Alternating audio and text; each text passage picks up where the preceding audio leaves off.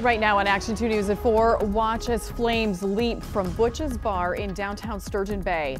And while that fire is now out, why the loss felt in that community lingers today.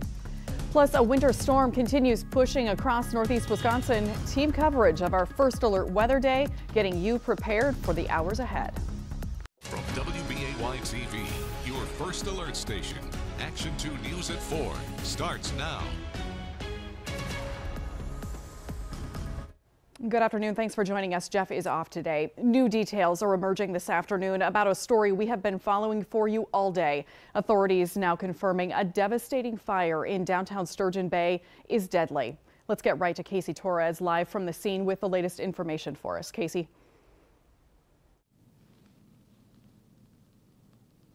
Well, Sarah, Sturgeon Bay police confirmed one person was killed in the fire that burned down Butch's Bar. Their body was found a few hours ago, but has not been identified. We also know that one person is still missing and another person was taken to a burn center for treatment. Now, I want you to take a look at what's left of the building. The windows are gone, the brick walls stained with smoke, the roof collapsed, and the inside is now rubble. Take a look at the building covered in flames earlier this morning. Fire crews showed up before 4 a.m. 9 agencies helped put out the fire. On top of the bar were 20 apartment rooms. 9 of them were rented. Several of the renters no longer have a home and are being helped by United Way and the Red Cross. And the cause of this fire is still unknown. Now it's a joint investigation with us and the state to try and find out an origin. The investigation, I guess, takes as long as it takes. This could drag out.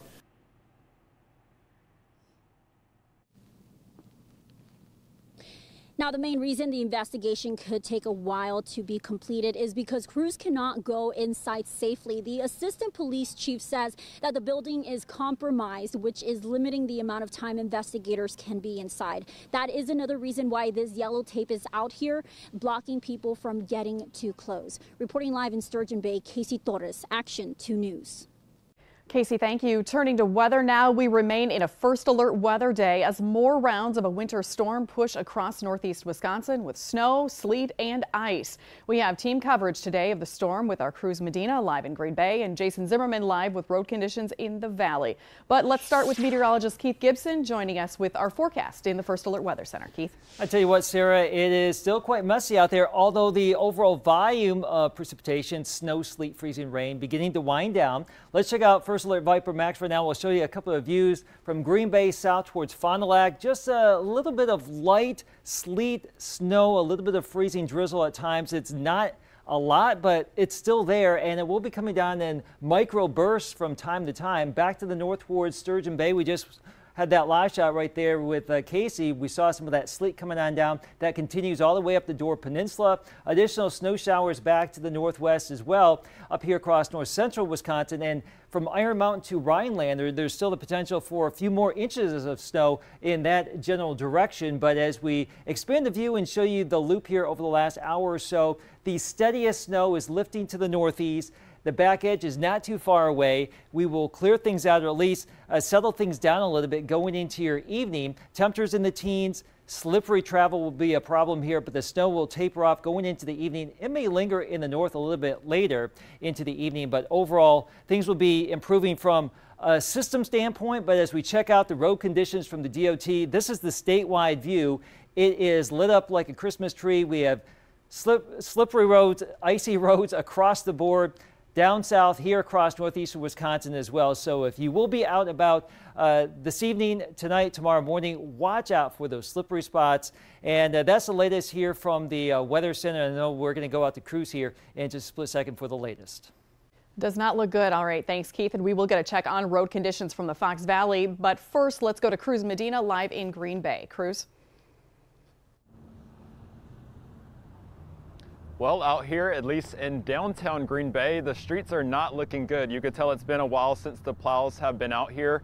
The roads, at least at this point, are still snow covered. We have sleet, and until those plows are able to get out here and clear them, I do fully anticipate some problems for the evening commute. So if you have yet to head home from work, give yourself some extra time to get to your destination.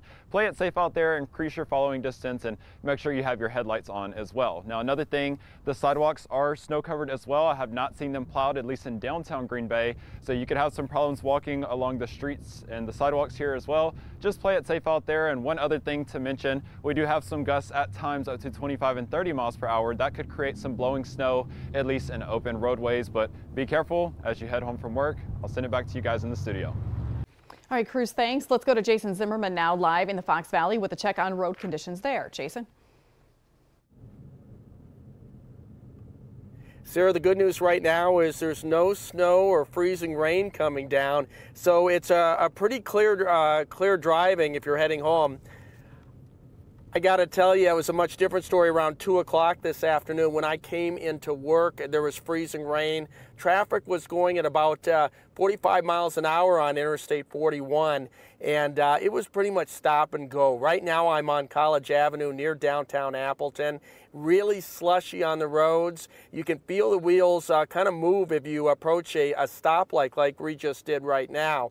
So keep that in mind if you're going out. Otherwise, you know, unless the freezing rain picks up, it should be pretty easy commute, at least for the time being. Reporting live in Appleton, Jason Zimmerman, Action 2 News. All right, Jason, thanks. New this afternoon, President Biden orders heavy financial sanctions against Russian banks in response to what he calls the beginning of the invasion of Ukraine. This is the beginning of a Russian invasion of Ukraine, as he indicated and asked permission to be able to do from his Duma. So let's begin to, I'm going to begin to impose sanctions in response. Who in the Lord's name does Putin think gives him the right to declare new so-called countries on territory that belong to his neighbors? This is a flagrant violation of international law, and it demands a firm response from the international community. The European Union announced similar sanctions earlier in the day. The sanctions come after Russian lawmakers authorized Russian President Vladimir Putin to use military force outside their country on what they call peacekeeping missions in Ukraine. Yesterday, Putin declared 2 regions of Ukraine independent from the country, which are controlled by Russian-backed rebels.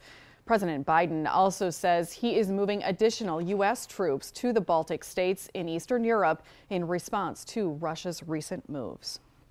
After a major tease on social media, no developments today on whether Packers quarterback Aaron Rodgers will come back next year, go to a different team, or retire.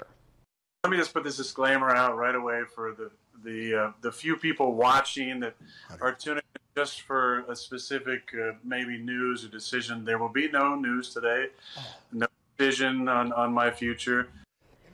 Rodgers made that announcement during his guest appearance on the Pat McAfee show today. Rodgers caused plenty of speculation about his future after a long social media post last night addressing rumored ex-fiancée Shailene Woodley, his teammates, and fans.